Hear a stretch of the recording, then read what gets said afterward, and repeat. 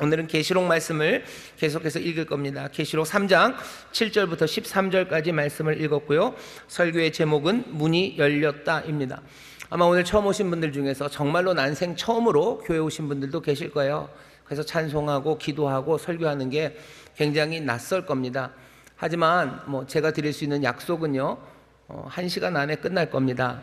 그건 제가 드릴 수 있는 약속이고, 또 하나 약속은 여러분들 오늘 처음 오셨을지라도요, 오늘 주님 앞에 계십니다. 우리를 아시는 분이셔요. 귀하신 성령님 이곳에서 역사하십니다. 주께서 오늘 제가 하는 말을 통해서뿐만 아니라 우리의 찬송과 기도를 통해서 여러분들의 영혼을 향해 주님이 말씀하십니다. 그 들려지는 말씀에 여러분들의 삶이 변하고 또 내 삶에 새 기쁨이 채워질 것에 대한 기대를 해 주시기를 바라고, 또 그렇게 주님이 이루어 주실 줄 믿습니다. 오늘 설교가 너무 어렵다고 생각하지 마세요. 교회에 주시는 말씀이에요. 오늘 여기 우리에게 주시는 말씀입니다. 주께서 말씀을 전하실 때 사실 그 앞에 있는 사람들이 모두가 다 다른 종류의 사람들, 그리고 다 각각의 사람들이 다 달라요. 그래도 하나님의 말씀, 주님의 말씀은 살아 있습니다. 주께서는 우리의 모든 것들을 다 살피시는 분이셔. 성령님이 우리를 도우고 계십니다. 그러니 오늘 이 말씀 가운데 기존의 성도들뿐만 아니라 우리 새가족들도 주의 음성을 듣는 귀한 은혜를 베풀어 주실 줄 믿습니다. 자, 오늘 설교의 제목은 문이 열렸다입니다.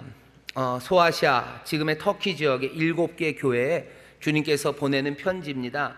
세례 요한이 아니고 사도 요한이라는 사람을 통해서 이 편지를 지금 보내셔요. 주님이 전하는 메시지입니다. 오늘은 빌라델비아 교회에 보내는 메시지 6번째 교회입니다. 7절을 보시면 빌라델비아 교회라고 되어 있어요. 뭔가 좀 어색하죠. 우리가 보통 빌라델비아 그러지 않고 필라델피아 그러는데, 이 빌라델비아랑 필라델피아는 다른 곳인가? 분명히 다른 곳입니다. 필라델피아는, 우리가 아는 제일 유명한 필라델피아는 미국 펜실베니아에 있는 굉장히 큰 도시가 필라델피아입니다. 하지만 이름은 같은 이름입니다. 그럼 왜 필라델피아라고 안 그러고 빌라델비아라고 합니까? 예전에는 외국 알파벳들을요 한글로 옮기면서 PH를 비읍으로 많이 썼어요. 여기 연세 많으신 분들은 필리핀이라고 안 배우시고 아마 비율빈이라고, 제가 여기서 나이가 제일 많은가요? 전 어렸을 때 그런 얘기 많이 듣어요. 비율빈에서 와서, 비율빈이 어디야? 그게 필리핀이더라고요.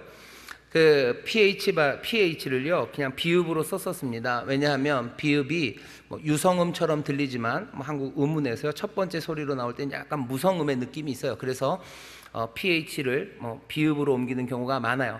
빌라델비아라고 되어 있지만 사실은 필라델피아입니다. 우리가 읽었던 앞의 말씀들, 다른 도시의 이름은 우리에게 좀 어색합니다. 서머나, 두아디라, 사대 이런 거 좀 어색하죠. 하지만 필라델피아는 좀 익숙합니다. 왜냐하면 이 필라델피아라는 이름 자체가 헬라어, 그리스 말에서 왔기 때문이에요.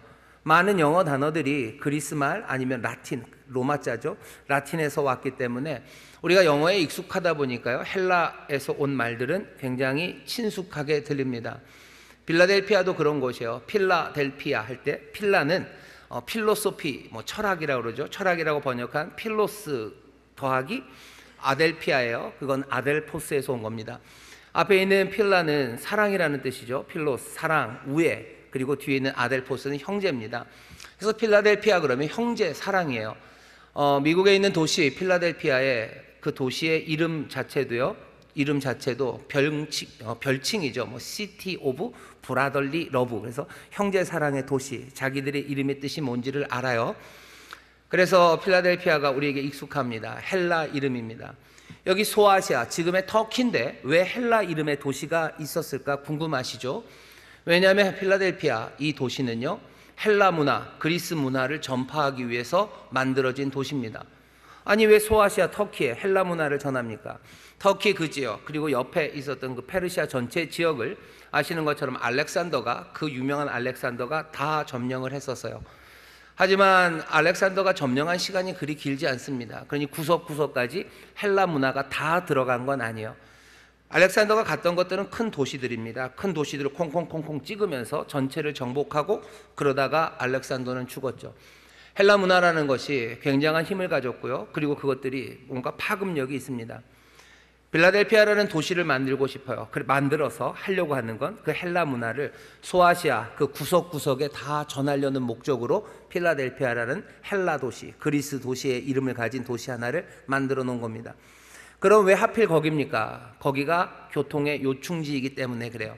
지금 터키 지역이라고 말하는 예전에 아나톨리아라고 불렸던 그 지역에 고대 왕국이 한 3가지쯤 있었어요. 지난주에 우리가 4대 얘기를 했는데 4대가 리디아 왕국의 수도입니다. 리디아 그리고 프로기아 4대 얘기를 하면서 조금 얘기했죠. 마이다스 왕이 있었던 데가 거기 프로기아예요. 프로기아 마이다스의 아버지가 아마 고르기우스일 겁니다. 그 유명한 고르기우스의 매듭 알렉산더가 그냥 탁 잘라버렸다는 그 고르기우스가 마이다스의 아버지예요. 리디아 그리고 또 어디죠? 프로기아 그리고 무시아라는 3개의 고대 왕국이 만나는 지점쯤 거기에 빌라델피아라는 도시 하나를 만들었어요. 그리고 그 고대 왕국들을 향해서 그 히람 문화, 헬라 문화를 전하려는 곳이 빌라델피아라는 도시입니다. 일부러 만들어진 도시예요. 우리가 알고 있는 나머지 6개 도시보다는 굉장히 작은 도시입니다. 얼마 되지 않는 도시예요. 그 도시에 있는 사람들에게 지금 전하는 말씀이에요. 이 도시가 그렇다는 게 굉장히 중요합니다. 나중에 설명하겠지만 주께서 열린 문을 거기다 두셨어요. 빌라델피아는 그냥 자기끼리 살라고 있는 도시가 아니에요. 그냥 똘똘 뭉쳐서 우리만 안전하게 살려는 데는 아닙니다.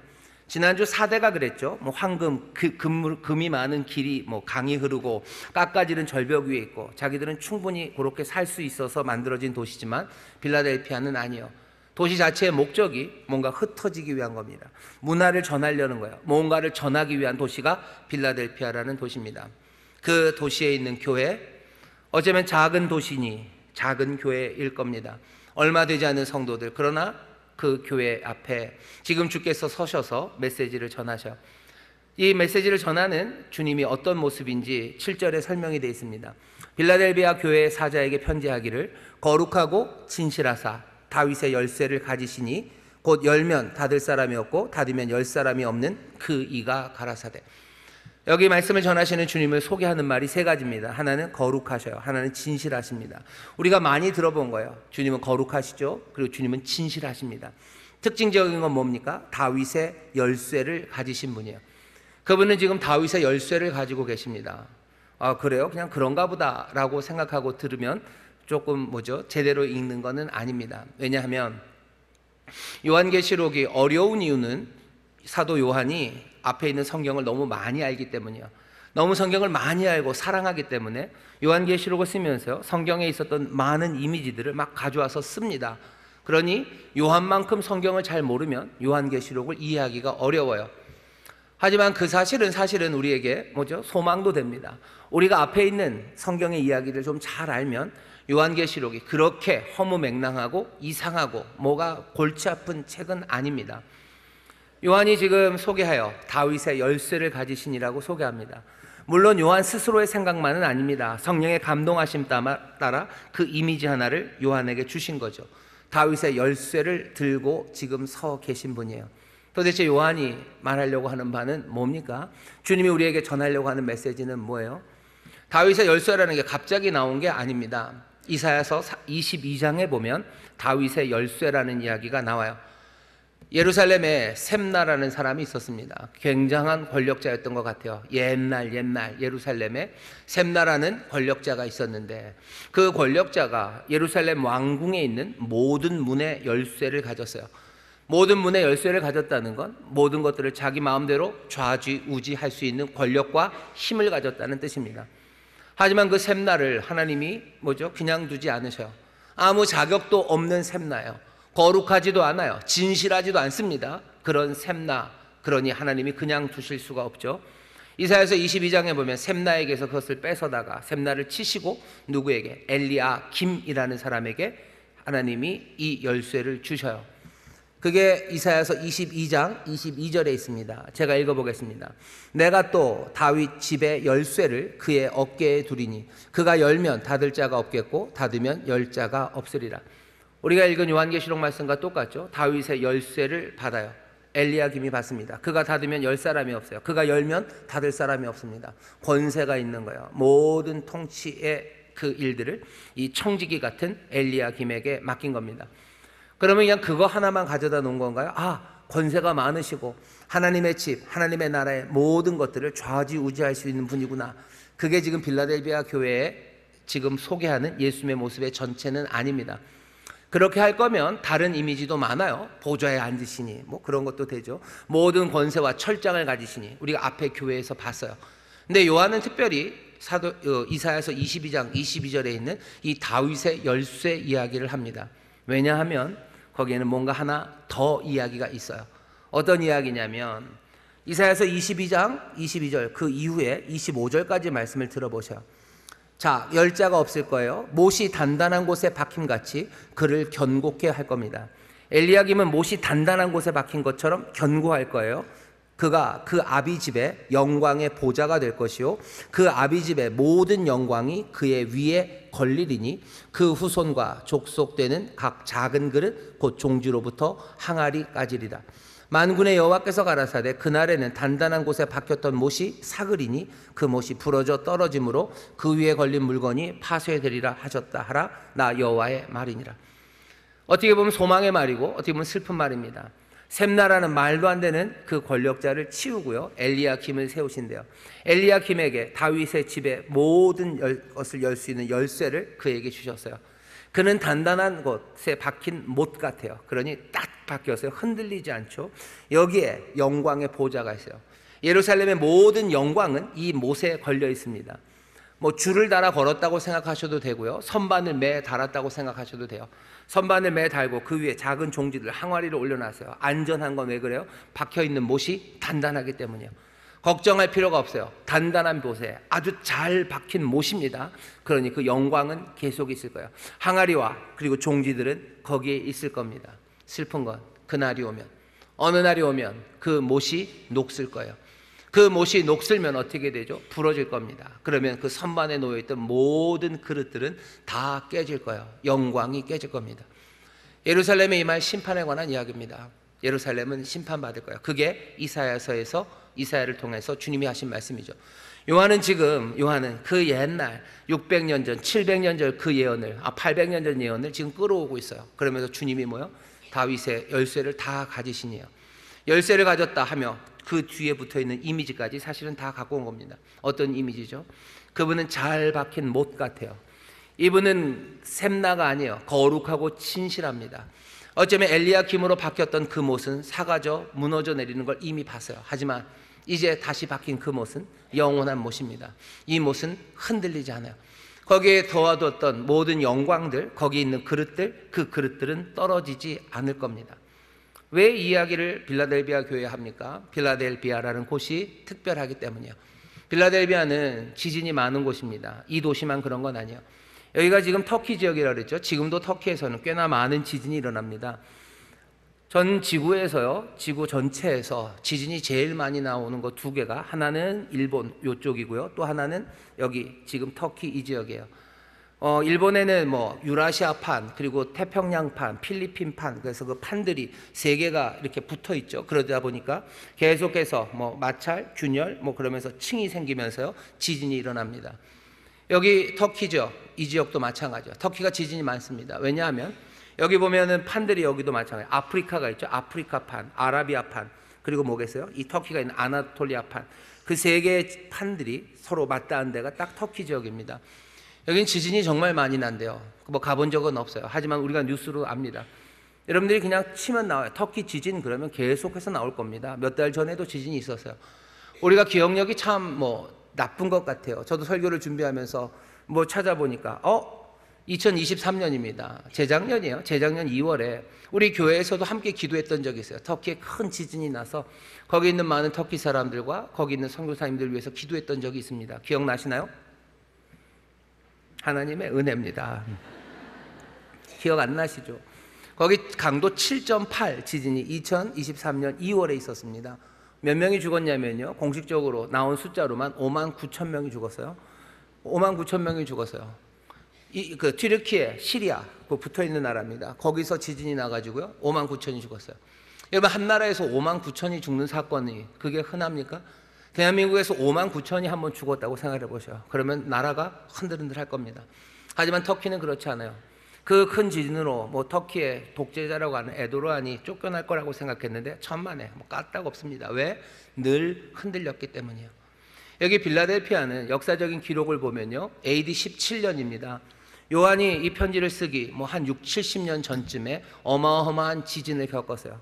빌라델피아 그 헬라 문화를 전파하기 위해서 만들었던 도시가요, 몽땅 다 무너졌습니다.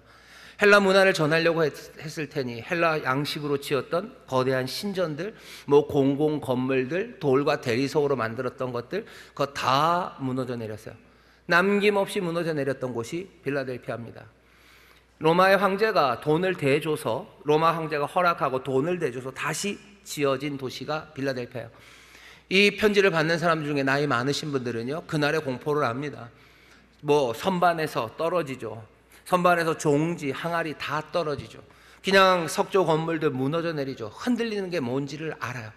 흔들리는 게 두려운 사람들입니다. 빌라델피아 교회 사람들에게 지금 전하시는 거예요. 다윗의 열쇠를 가지시니요, 그냥 하나님 나라의 모든 것을 주관하신다, 그거 갖고는 안 돼요. 그때 엘리야킴에게 말씀하셨던 것처럼 잘 박힌 못처럼 그 모든 영광의 보좌와 그 영광이 이 못에 달려 있어요. 이 못은 흔들리지 않을 거예요. 영광이 거기에 달려 있죠. 하지만 전에 그 못은 녹이 슬어 부러지고 모든 것들이 와장창 지진처럼 다 무너져 내렸어요. 하지만 이 다윗의 열쇠를 가지신 이는, 이 열면 닫을 자가 없고 닫으면 열 자가 없는 이는 그 전의 목과는 다릅니다. 영원한 반석이셔요. 이분은 사가 들어가지 않으십니다. 영원하게 바치실 분이요, 영광이 영원히, 그리고 그 놀라우신 능력이 영원하신 분입니다. 빌라델피아 교회에 말하는 것처럼 오늘 우리에게 말씀하셔요. 우리나라도 지진에 그렇게 완벽하게 안전한 데는 아닙니다. 뭐 환태평양 그쪽에서 조금 떨어져 있죠. 조금 떨어져 있지만 그래도 좀 흔들리는 곳에 살아가고 있어요. 하지만 우리가 정말로 두려워하고 흔들리는 건 지진만은 아닙니다. 우리의 삶에 흔들림이 옵니다. 누군가는 7.8의 강도로 한 방에 흔들러서 우리의 모든 것들을 무너뜨릴 거예요. 어쩌면 초막집을 짓고 사는 사람들의 공포는 좀 덜할 수도 있어요. 하지만 석조로 뭔가 큰 기둥을 지었던 사람들, 그 사람들은 그 7.8의 강진, 그 강진으로 내 모든 삶이 무너져 내립니다. 터키에 계속해서 지진이 있어요. 여진도 있고요. 그리고 뭐 일본도 그렇고 터키도 계속 지진이 오죠.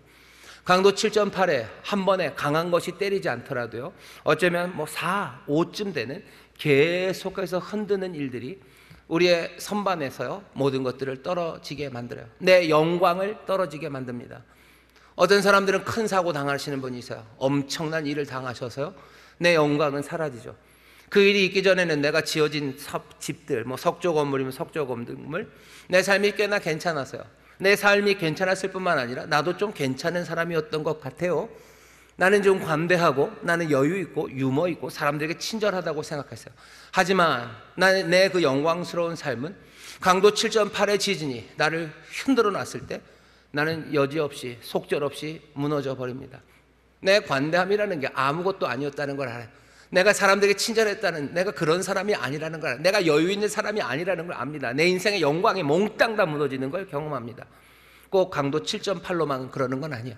강도 4짜리 지진이 계속해서 옵니다. 내가 만나는 사람들이 어쩌다 보니 점점점 악당들만 만나요. 내가 만나는 사람들 늘 그래요. 악당 1, 악당 2, 악당 3, 악당 4입니다. 비열한 사람들, 말도 안 되는 사람들, 불의한 사람들, 그 사람들이 내 삶을 계속해서 흔들릴 때 내 삶의 영광도 이제 아무것도 아니에요. 그렇게 내 찬장에 있던, 내 선반 위에 있던 내 삶의 작은 종지와 그리고 항아들이 깨지기 시작하는 거예요. 나는 이제 다급한 사람이 되고, 나는 이제 불의한 사람이 되고, 나는 거짓말하는 사람이 되고, 나는 비열한 사람이 되고, 나는 음습한 사람이 되어가기 시작합니다. 오늘 빌라델비아 사람들에게 주님이 서셔서 얘기하셔. 다윗의 열쇠를 가지시니 단단한 벽에 박힌 못처럼 흔들리지 않는 분, 절대로 흔들리지 않아서 그 영광을 그냥 그대로 붙잡을 수 있는 분, 그분이 우리 앞에 서십니다. 우리의 삶의 단단함이 어디에 있는지 생각해 보셔야 돼요. 우리가 사는 삶이 빌라델비아가 아니어도 우리의 삶은 흔들립니다. 각각이 사는 곳이 좀 달라요. 그래서 어떤 사람은 큰 지진을 만나는 분도 계시고, 작은 지진, 그 여러 지진을 만나시는 분도 있어요. 아니, 지진? 글쎄 라고 생각하시는 분들도 있으실 겁니다. 하지만 여기 있는 우리 모두가 다 압니다. 세상이 흔들리고 지진이 정말로 내 삶을 끊임없이 찾아오는 이 세상, 이 세상에서 정말로 흔들리지 않는 분, 그분이 필요함을 우리는 알아요. 오늘 다윗의 열쇠를 가진 흔들리지 않는 분이 우리 앞에서 말씀하십니다. 빌라델비아에 있는 사람들은 이 말씀에 귀를 기울일 수밖에 없어요. 오늘 우리가 주님의 말씀에 귀를 기울여야 될 줄 믿습니다. 영원한 반석, 흔들리지 않는 분, 그 단단하신 분 앞에 우리가 서 있음을 다시 한번 믿으시고 그분을 붙잡으시기를 주의 이름으로 축원합니다. 옆에 있는 분들에게 얘기하죠. 주님은 흔들리지 않습니다. 주님은 흔들리지 않습니다. 다시 한번 하죠. 주님은 단단하십니다. 주님은 단단하십니다. 단단하십니다. 주님은 단단하십니다. 단단하신 분이 얘기하셔. 그분이 이제 빌라델비아 교회에 말씀하십니다. 지난주에 봤던 사대는요, 주님이 칭찬할 만한 것이 없었어요. 하지만 빌라델비아 교회는 예수님이 특별하게 야단칠 게 없습니다. 빌라델비아 교회에 주님이 하시는 말씀은 아주 특별해요. 일단은 칭찬이죠. 8절을 잘 읽어보십시다. 볼지어다 내가 내 앞에 열린 문을 두었으되 능히 닫을 사람이 없으리라. 내가 내 행위를 아노니 네가 적은 능력을 가지고도 내 말을 지키며 내 이름을 배반치 아니하였도다. 빌라델비아 교회 사람들은 적은 능력입니다. 능력이 많지는 않아요. 뭐 대단한 게 있는 사람들은 아닙니다. 하지만 뭐라고 그러셔요? 내 말을 지키고 이 내 이름을 배반하지 않았대요.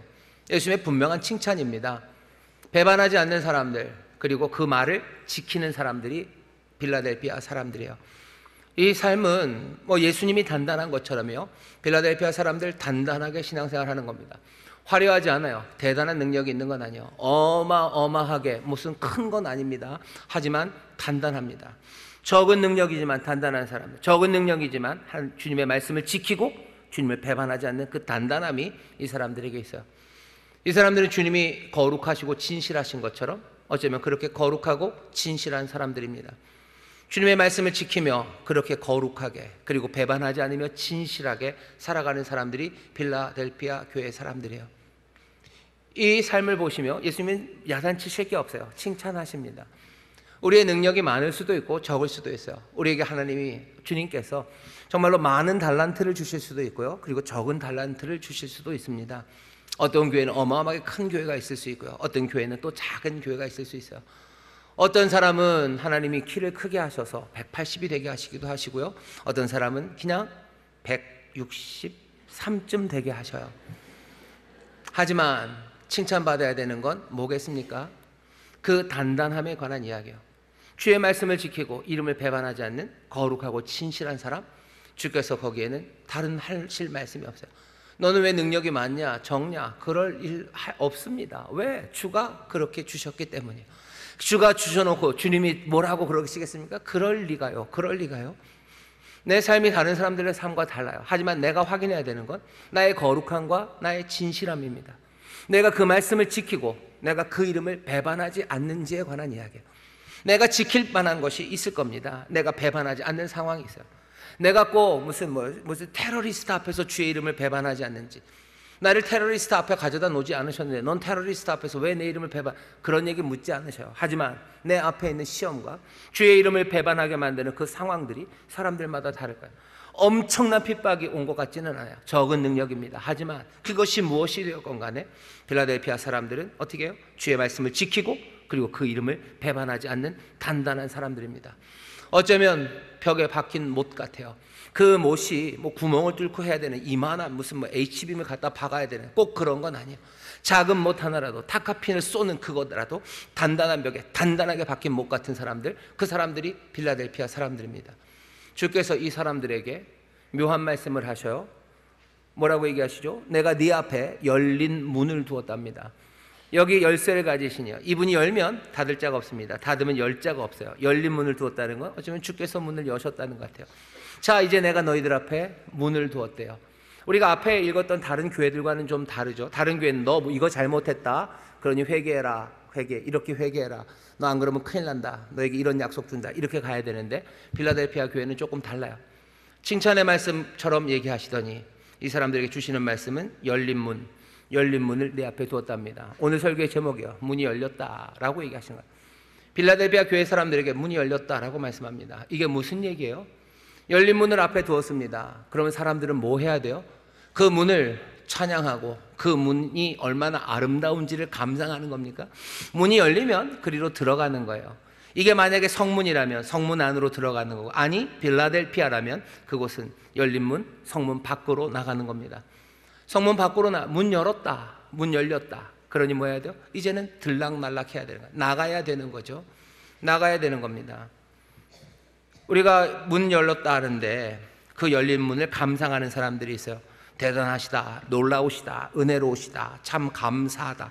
그러면 그 문을 감상하지만 주께서 문을 열으셨을 때는 뭐 하시는 거예요? 그 문을 통과하라고 촉구하시는 겁니다. 빌라델피아 교회 사람들에게 그 문을 나가라고 얘기하는 거예요. 빌라델피아 자체가 헬라 문화를 전하기 위한 곳이었죠. 여기 이 단단한 믿음의 사람들에게 문을 여시고 이제 가래요. 헬라 문화를 전해야 되는 게 아니겠죠? 가서 전해야 될 건 뭐겠습니까? 복음이에요. 그리고 진리입니다. 가서 해야 할 일들이 있어요. 문을 여시고 그리로 나가라고 하시는 겁니다.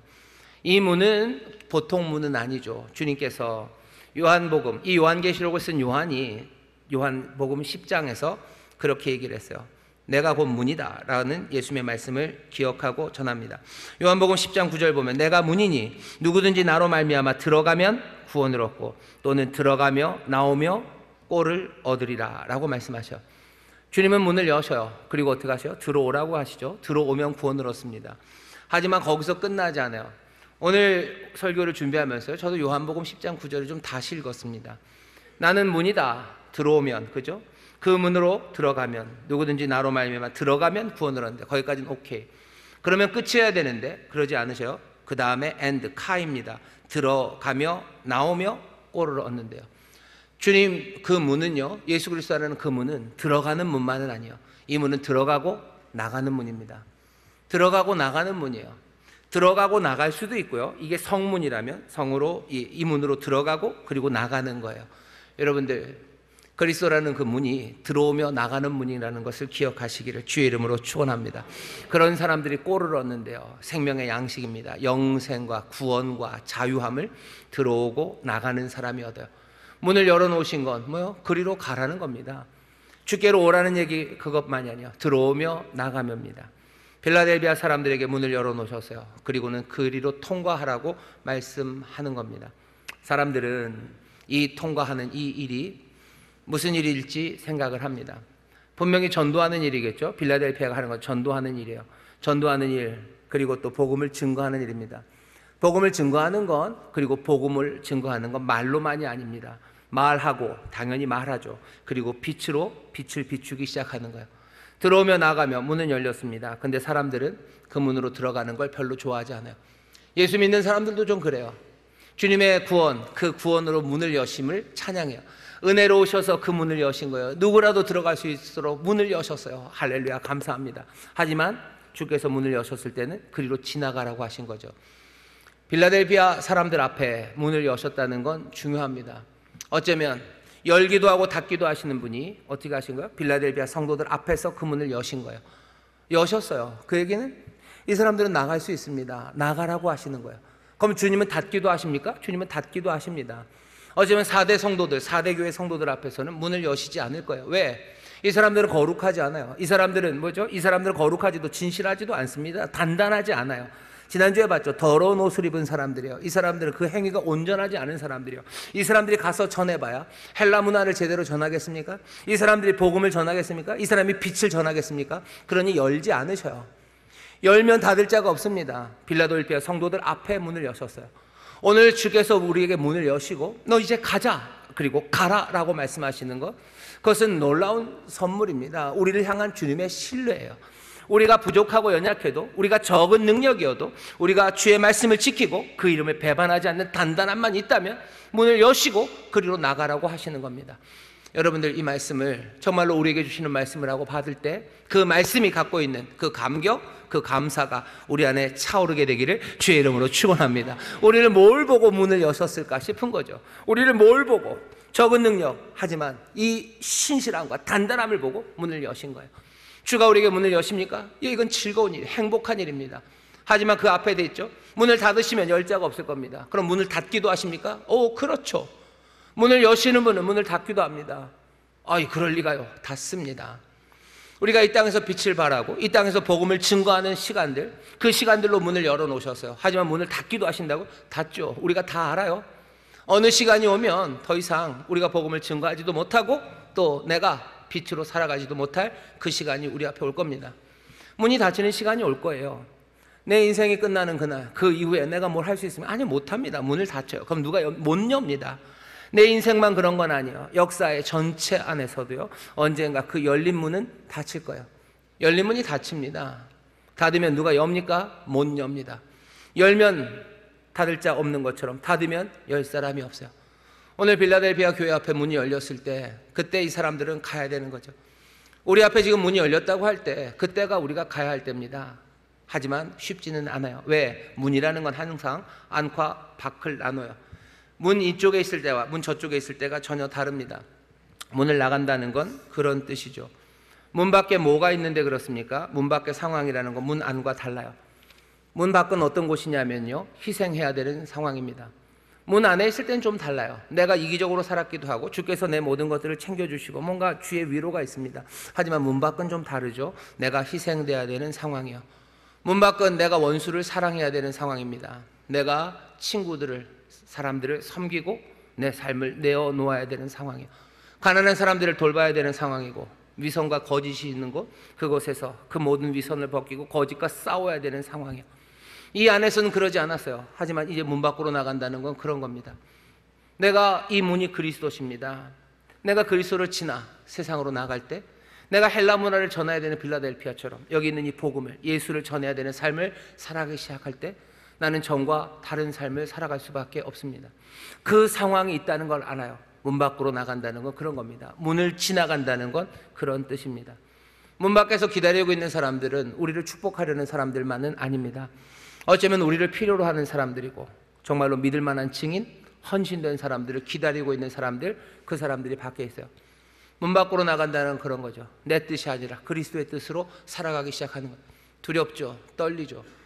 내가 단단함이 없다면 나는 그 문 밖으로 지나가서요, 그냥 화선지가 물에 풀리듯이 후루루루 풀려버릴 겁니다. 거기에는 10절에 보면 시험의 때가 있대요. 많은 사람들이 시험한대요. 우리의 단단함을 시험할 겁니다.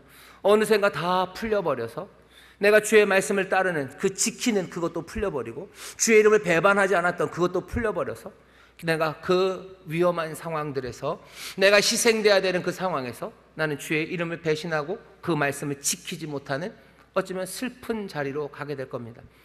주께서 우리를 신뢰하셔서 우리를 단단함을 보시고 우리의 능력 많음이 아니라 그 단단함, 흔들리지 않음을 보시고 문을 여셨대요. 그리고 가라고 하시죠. 이 위험을 어떻게 합니까? 주님께서 오늘 말씀하셔. 뭐라고 하십니까? 네가 나의 인내의 말씀을 지켰은즉 10절입니다. 내가 또한 너를 지켜 시험의 때를 면하게 하리니.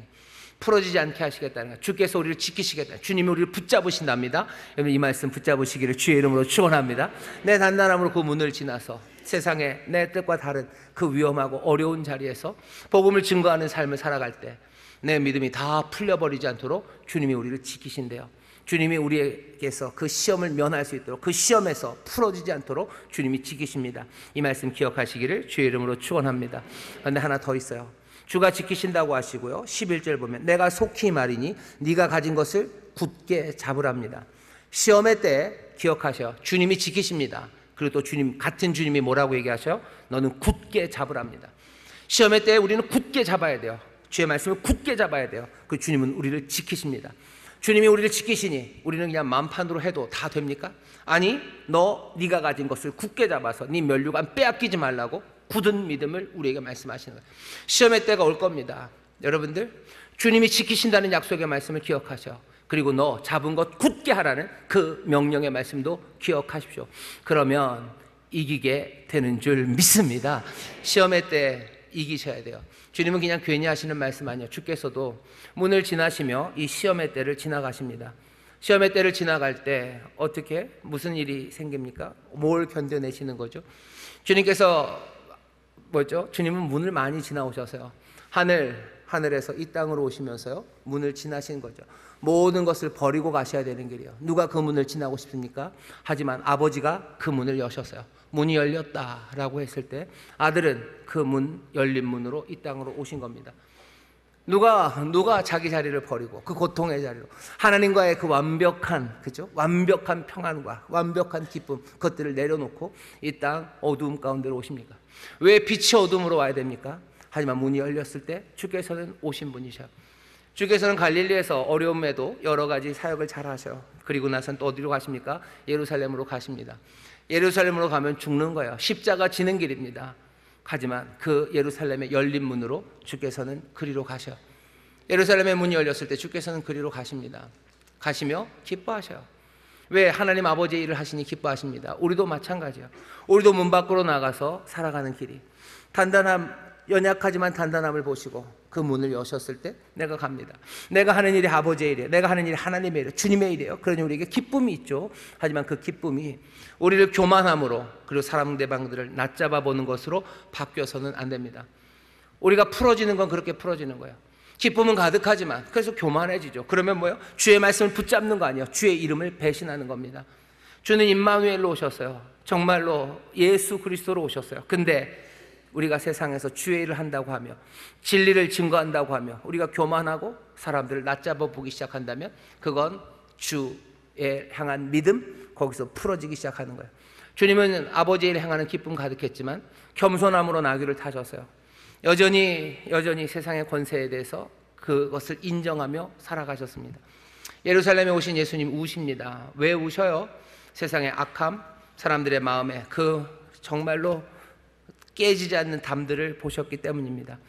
우리가 문을 밖으로 나가서 희생하고 겸손하게 정말로 의를 따라 살아갈 때 사람들이 우리를 맞이해주고 인정해주고 칭찬해주면 얼마나 좋겠습니까? 하지만 우리가 만나는 사람들의 마음은 예수님에게 침뱉었던 그 마음이고요, 진리를 조롱했던 그런 일들입니다.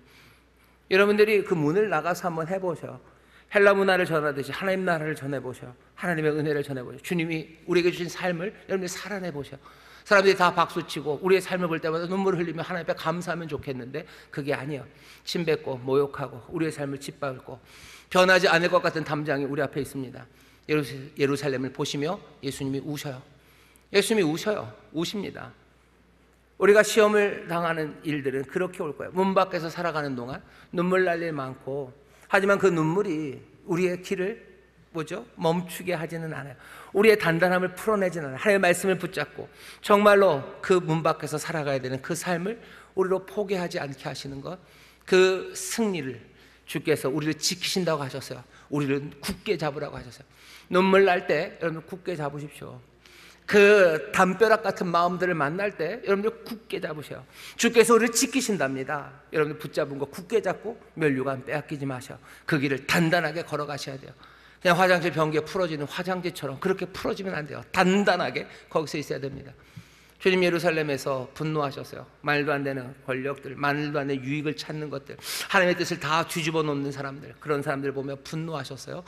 그래서 상을 얻기도 하셨어요. 하지만 그 분노가 다시 순종으로 가는 그 길을 막지는 못합니다. 하늘의 천사들을 불러서 어떻게 하시고 그러지 않으셨어요. 그 길을 갑니다. 마음에 화가 가득하고 터지는 마음들이 있어요. 그리고 눈물 가득합니다. 그리고 그러면서도 하나하나 걸어가셨던 그 주님께서 우리를 지키셔서 시험을 면하게 하시고, 그래서 우리로 하여금 정말로 굳게 붙잡는 가운데 이기게 하십니다. 눈물 흘리며 이기십시오. 마음 가슴을 치며 이겨가셔요. 그리고 주가 주시는 기쁨, 주의 일을 하는 기쁨으로 그 모든 것들을 이겨가십시오. 항상 기뻐하셔요. 범사에 감사하셔요. 그리고 쉬지 말고 기도하셔요. 그러며 싸움을 이겨가는 겁니다. 그렇게 이기는 사람에게 뭘 주신대요? 하나님의 집, 하나님의 성전의 기둥이 되게 하신대요. 예루살렘에 있는 사도들을 하나님의 집의 기둥이라고 불렀어요. 근데 이제 이 빌라델피아, 그 아나톨리아, 그 산골 같은 조그만 도시에 있는 몇 명 안 되는 그 성도들, 적은 능력으로 그 문을 나가야 되는 그 사람들을 향해서 하나님의 집, 정말 하나님이 거하실 그 집, 그 성전의 기둥이 되게 하신대요. 빌라델피아 사람들은 이 말을 들으면서 그냥 가슴이 뜨거워지고요, 얼굴에 소름이 쫙 끼칩니다. 우리가 바로 그 하나님의 집의 기둥이 되게 하신다는 이야기가 감격스러워요. 하지만 그것만은 아닙니다. 이 주님의 말씀은 약속이에요. 왜? 기둥이 어떻게 무너지는지 보았기 때문이에요. 흔들리면 사람들은 다 도망갑니다. 근데 뭐라 그래요? 너희 기둥 되게 하고 너희 나가지 않게 하겠대요. 도망가지 않게 하겠대요. 그러려면 어떻게 됩니까? 흔들려도 도망가지 않는 기둥, 그 기둥은 정말로 굳건히 서야 되는 기둥이에요. 강도 7.8, 아니 강도 9점 몇이 되는, 거기에도 흔들리지 않는 기둥이어야죠. 그래야 흔들리는 그곳에서 도망가고 나가지 않습니다.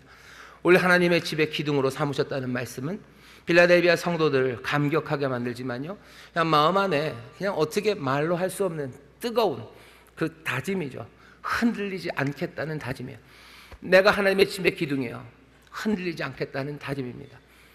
이 땅에 하나님의 성전, 그리스도의 몸된 교회가 있어요.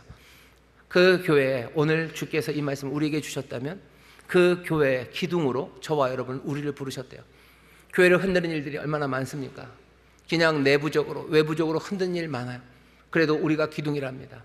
흔들릴 때 도망가는 사람들 많죠. 하지만 여기 기둥들이 흔들리지 않을 때 나가는 사람, 도망가는 사람은 없을 겁니다. 우리를 그렇게 부르셨대요. 우리가 주의 일을 정말로 그 문을 나가서 해야 되는 일을 흔들림 없이 시험 가운데도 주가 우리를 지키시고 또 우리도 굳건히 잡아 승리하기 시작할 때 우리의 삶이, 우리의 순종이, 우리가 흔들리지 않는 영원한 그 놀라우신 하나님의 집에 기둥으로 서게 되는 줄 믿습니다. 마지막 약속은 뭐예요? 우리 위에 이름을 새기시는데요, 세 개를 세우십니다. 하나는 하나님의 이름, 또 하나는 새 예루살렘의 이름, 또 하나는 예수님의 새로운 이름을 우리 위에 새기신대요. 우리 위에 새기신다는 건 무슨 뜻입니까? 하나님의 이름이 우리에게 있어요. 그러니 우리는 하나님의 것입니다. 새 예루살렘이 우리에게, 그 이름이 우리에게 새겨져 있어요. 그러니 우리는 새 예루살렘에 속한 사람입니다. 예수 그리스도의 새 이름, 그 놀라운 왕의 이름이 우리에게 새겨져 있어요. 우리는 왕의 사람입니다. 왜 새 이름을 세울까? 저도 좀 생각을 해봤어요. 이건 그냥 제 상상입니다만, 셋이라는 건 흔들리지 않아요. 여러분들 목공 같은 거 좋아하시나요? 의자 같은 거 만들어 보시면요, 의자가 이렇게 나무 다리를 4개를 만들면요, 맨날 삐그덕삐그덕 거립니다. 왜냐하면 잘 균형, 딱딱 안 맞아요. 그게 각도가 잘 안 맞아서 잘 안 됩니다. 그런데 다리를 3개를 하면요, 절대로 흔들리진 않아요. 삐뚤어질지언정 흔들리지는 않습니다. 삼각대가 그렇죠. 삼각대 이렇게 사진 삐뚤어 놔도 흔들리지는 않아요. 새 이름을 써놨다는 건 그냥 저 나름대로 그렇게 생각합니다. 우리가 완벽한 수평을 맞추지는 못할 거예요. 하지만 정말로 그 새 이름이 있을 때 우리의 삶은 흔들리지는 않아요. 조금은 삐뚤어질지 몰라요. 하지만 흔들리지는 않습니다. 기둥이 완벽하게 서 있으면 좋겠죠. 하지만 기둥이 흔들리지 않는 것, 그것이 더 중요합니다. 영원한 소망에 관한 이야기야. 새 예루살렘에 대한 소망이, 그리고 지금 우리를 다스리시고 또 이 땅에서 우리를 인도하시는 주의 새로운 이름이, 영원한 소망이, 그리고 지금의 믿음이, 그리고 하나님 우리를 사랑하시는 그 놀라우신 은혜가 우리의 삶을 흔들리지 않게 합니다. 미래의 소망이 분명한 사람들이에요. 지금 우리를 인도하시는 주에 대한 믿음이 분명한 사람들, 우리의 모든 삶을 책임지시고 사랑하시는 그 은혜가 분명하게 붙잡은 사람들, 그 사람들은 흔들리지 않습니다. 빌라델비아 같은 세상을 살아요. 흔들리는 세상에서 우리는 흔들리지 않을 뿐만 아니라 우리가 흔들리지 않으므로 사람들은 도망가지 않게 될 겁니다. 그 일들은 어떻게 이루어집니까? 우리 앞에 문을 여시는 그 놀라우신, 은혜로우신, 어쩌면 그래도 될까 싶으신 그 부르심과 초청에 믿음으로 주를 붙잡고, 약속 붙잡고 믿음으로 한 걸음 한 걸음 단단하게 걸어가는 우리의 삶을 통해서 이루어집니다. 두려워 마십시오. 그리스도의 문을 지나고 나가는 사람, 그 사람들에게 꼴을 주신다고 하셨어요. 필요한 모든 것들을 채우시고 우리를 시험에서 지키시며 승리하게 하십니다. 성령께서 우리를 도우실 줄 믿습니다. 옆에 있는 분들에게 얘기하셔. 문이 열렸습니다. 문이 열렸습니다. 문이 열렸습니다. 이제 뭐 해야 됩니까? 우리는 갑니다. 다른 세상으로 갑니다. 전하며 또 다른 삶을 살아가며 빛을 비추며 살아가게 되기를 주의 이름으로 축원합니다. 기도합니다. 하나님 감사합니다. 빌라델비아 교회에 주셨던 말씀을 우리에게 들리시니 주여, 오늘 우리가 믿음의 눈을 열어서 우리 앞에 열린 문을 봅니다. 주여, 문이 열려 있습니다. 내가 갈 길들과 내가 감당해야 될 삶들과 또 내가 승리해야 될 그 길이 보입니다. 단단한 믿음으로 가기를 원하오니 성령님 도와주시고, 우리 사랑하는 성도들 혼자 걷는 것 아닙니다. 주의 영으로, 또 주의 영으로 하나 되게 하신 귀한 믿음의 사람들과 또 주님과 함께 동행하오니 서로 위로하고 격려하고 위로하고 격려하고 권면하고 또 함께 찬송하며 아버지 하나님 그 복된 길을 걷게 하여 주옵소서.